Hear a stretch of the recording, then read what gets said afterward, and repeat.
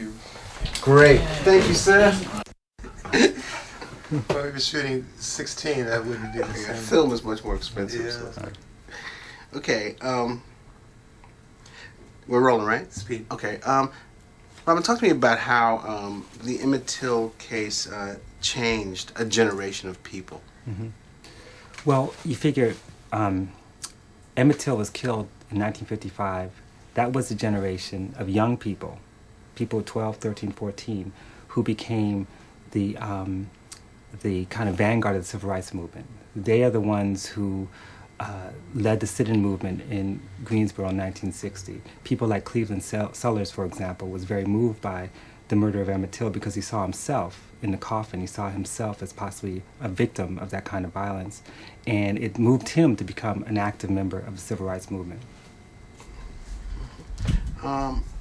Let me ask you that again, because Okay. without naming the name, Okay. I think people might not know who it is, Right. and we're not going to have time to kind of go into Right. to Okay. who the name is.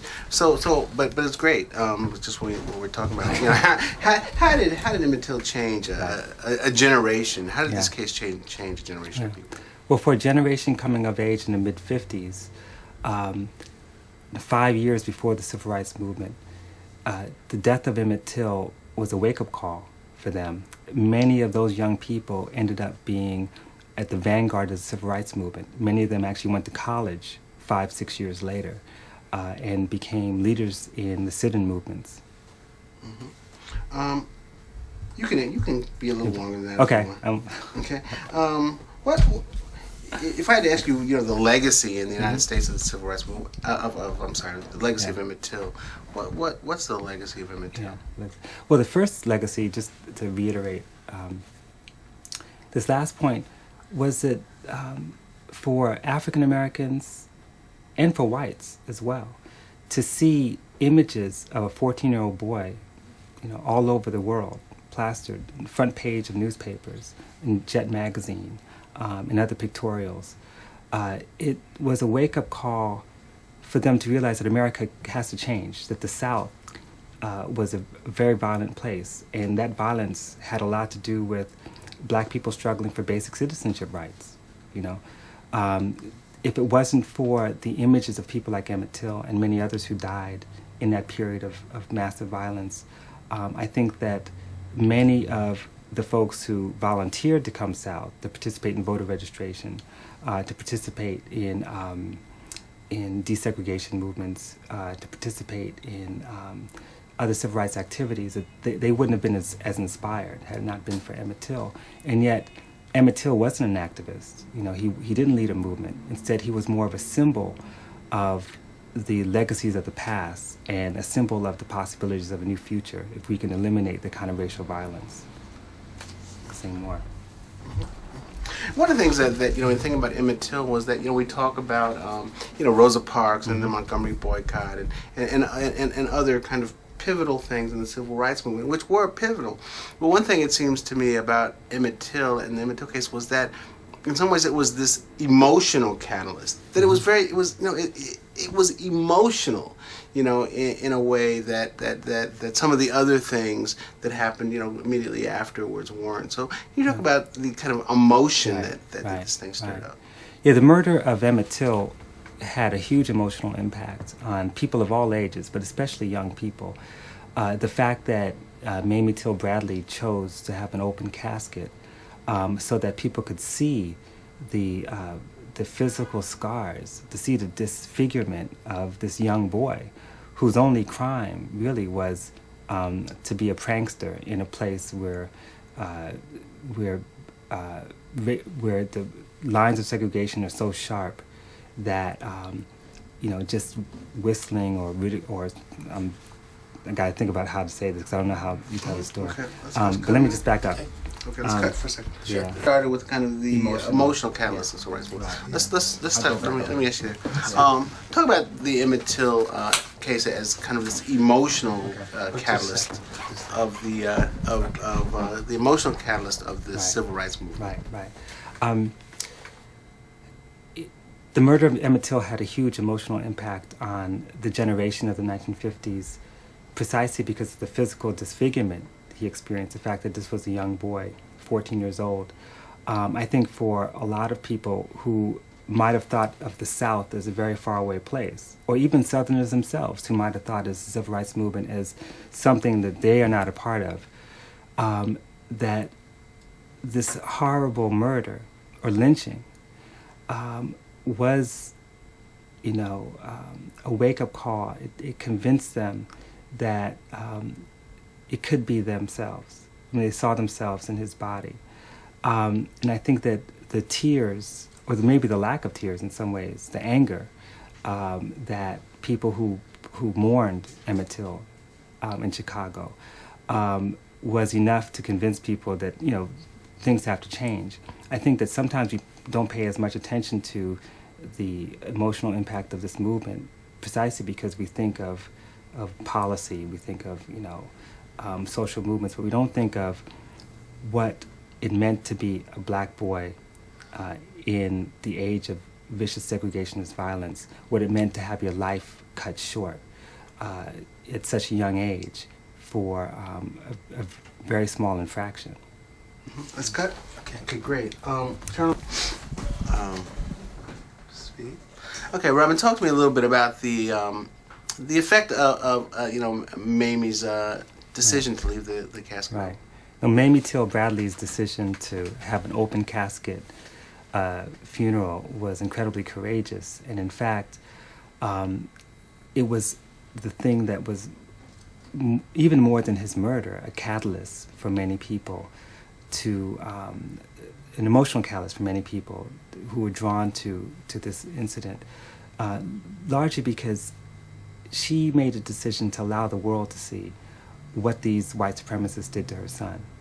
And it became an international event, and that image of his face was marked on just about every single black person, of that generation, let alone people in Europe, in Africa, in Asia who saw the same images.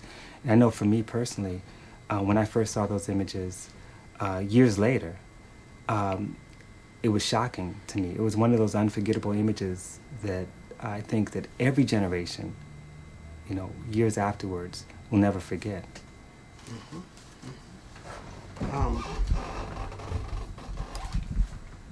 One of the things that it seems that marked this case and then is reflected in the civil rights movement is the idea of, I don't know, it's kind of corny, but I just, common people doing kind of uncommon things, Mamie, saying leave the casket open, Mose Wright standing up and pointing these people out in open court, Willie Reed, agreeing to testify as an 18-year-old.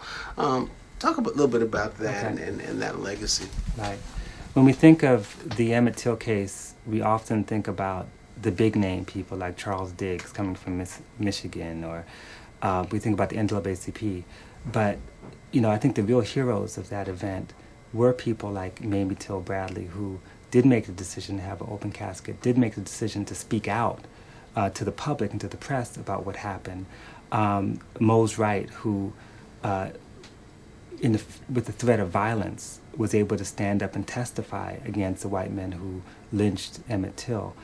These were, deep down, the real heroes of the civil rights movement, and in some ways really did transform the movement from that point on. When you say give me something else. Transform the movement from that point on. What do you mean? Yeah. Well, before Emmett Till, much of the civil rights movement was still locked in the courts. You had grassroots organizations struggling.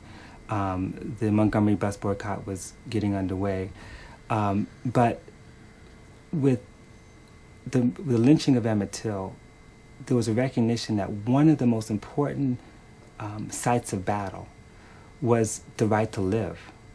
Fundamentally, the right to stop the violence directed at black people.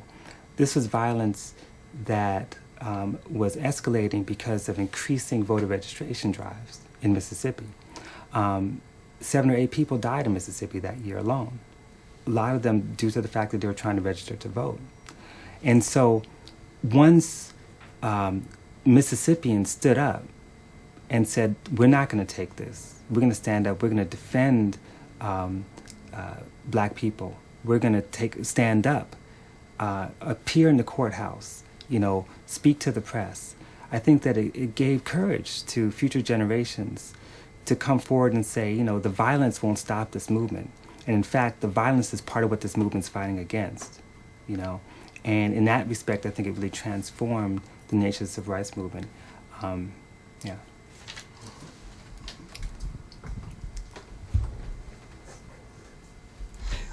The Montgomery boycott started officially, about 100 days after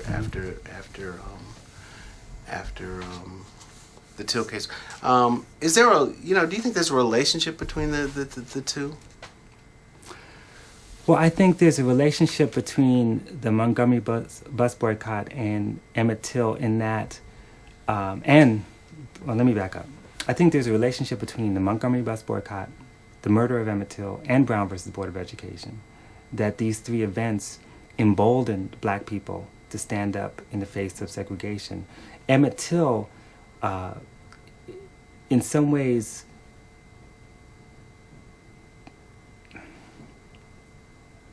let me back up. Okay. Emmett Till, in some ways,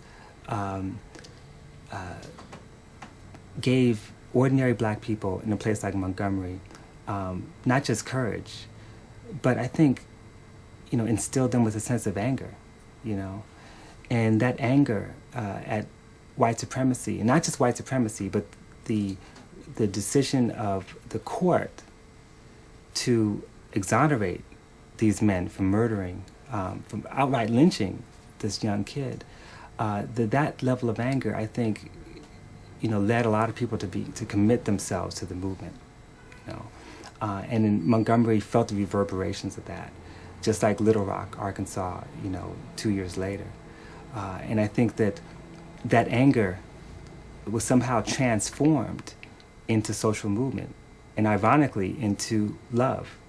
And what I mean by that is into love for the people who they're trying to defend, and love for a nation that had for so long oppressed them, but they felt was transformable. They felt that as black people involved in this movement, that Emmett Till's body was sacrificed in some ways, that George Lee's body was sacrificed, that many of the activists who were murdered were sacrificed for the sake of saving the country, redeeming this nation. And I think that's why you think of something like the nonviolent philosophy of the civil rights movement as directly related to the violence meted out on people like Emmett Till. Mm-hmm. A little bit of a truck there. Okay, well, we'll get something again. I know you kind of answered this before, but I'm just going to ask you again. What was the effect of well, no, actually, let me go to another question. One of the things that was, I think, a direct effect, a real effect of the whole Emmett Till case was that after the verdict comes in, not guilty, and after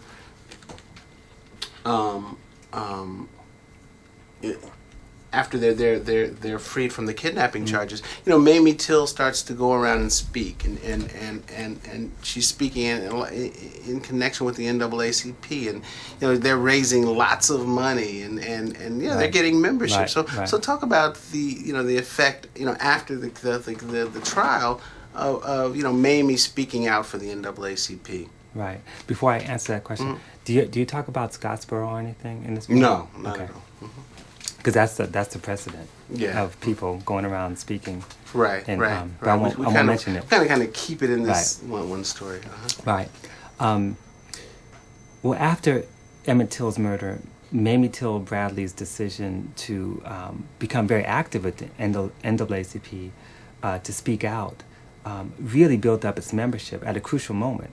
I mean, 1955, the NAACP was at war with white supremacists, and in fact, its membership had declined drastically because it had been outlawed in many states. But that kind of national recognition, Mamie Till Bradley's willingness to put herself out there, I think played a key role in building support for the association.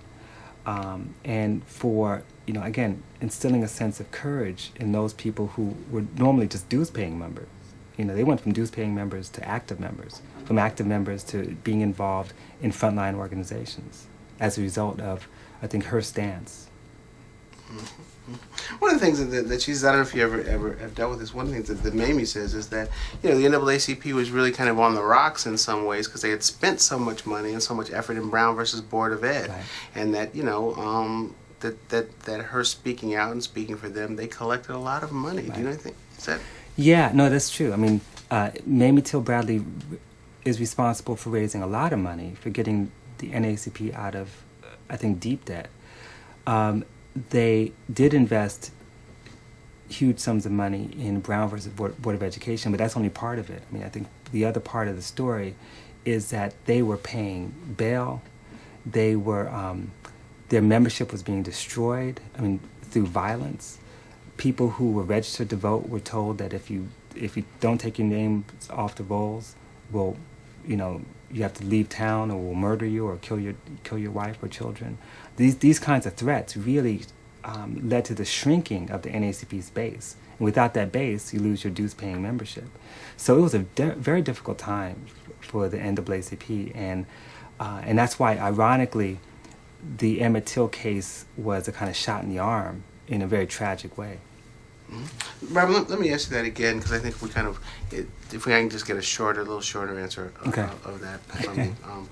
Was a little bit, a lot of detail. So I just to make sure we have it, because talk about the Mamie Till speaking out and for the NAACP, what that did, for the NAACP. Yeah.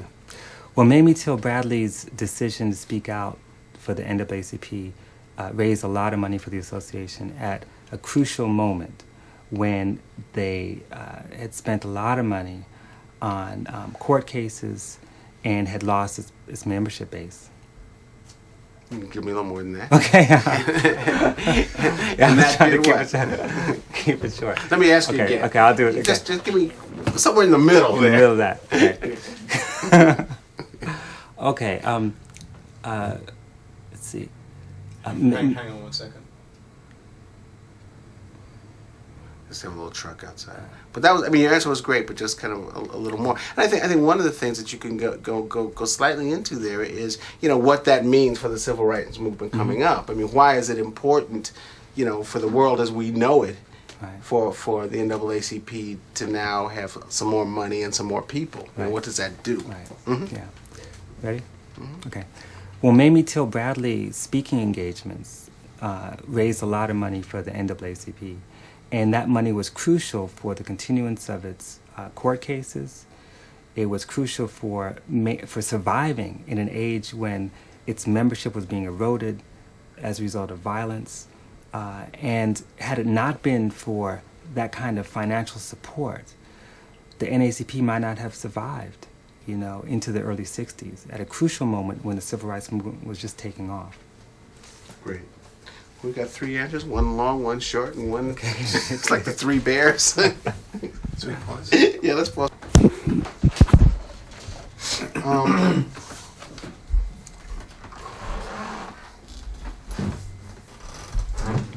One of the things that was always interesting to me, and we were trying to figure out from the beginning, was why Mississippi had a trial of tried these guys in the first place, Mm-hmm. And one of the things that I was reading an article back then, and one of the things that from the black newspaper, one of the things that they said that was interesting was that Mississippi wanted to prove, in the light of Brown versus Board of Ed, that they could handle their own affairs. Right. That they wanted to show the world that, So talk a little bit about that, because it's something that you wonder about. Why did Mississippi, have a trial of these guys in the first place? Right. I hope I don't say too much, but stop me if I do, because this is interesting and complicated. When Emmett Till was lynched in 1955, there hadn't been a lynching in about 2 years. Mississippi and other southern states of the Deep South were trying to become legitimate, legal, presentable states. Soon after Brown versus Board of Education, you see the development of the White Citizens Councils. White Citizens Councils were supposed to be like Rotary clubs of white supremacy. You know, they were to be legitimate. They said they don't use violence. They don't use intimidation. They use legal methods. And we know that's not true, but this was the front that white supremacists in Mississippi put up. For Mississippi to legitimize itself, it had to have a trial.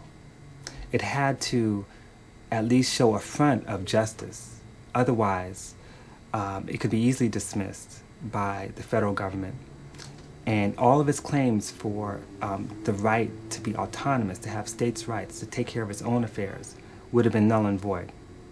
The other thing is that in the age of the Cold War, states like Mississippi and Alabama were looked upon by the world.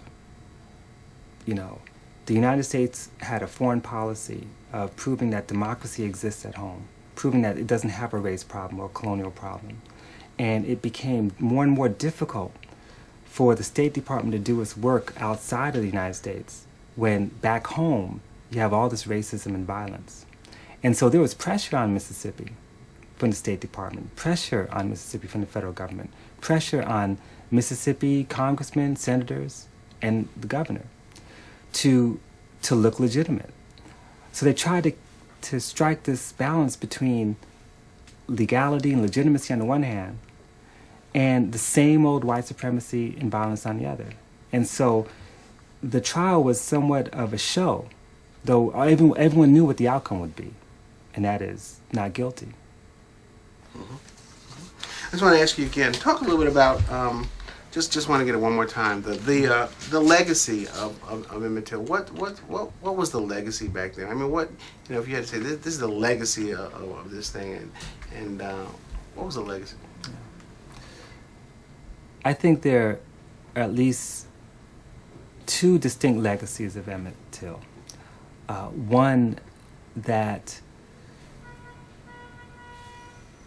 the level of violence that was commonplace in a place like Mississippi became known to the world.